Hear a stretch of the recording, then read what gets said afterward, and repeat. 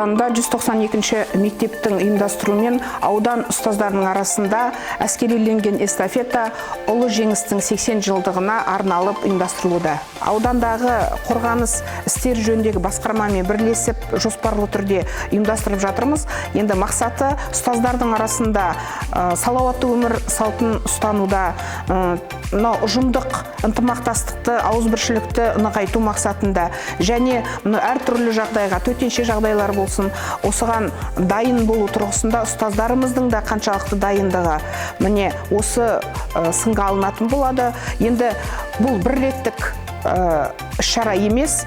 Бүгінгі эстафетада жеңімпаз атанған мектеп келесі наурыз айында сол мектепте ұйымдастыратын болады. Жыл бойы барлық 12 мектепті қамтитын боламыз. Бүгінгі ұранды елдің ұрпағы қайсар атты әскерлендірген эстафеталық жарысы өте жоғары деңгейде өтті.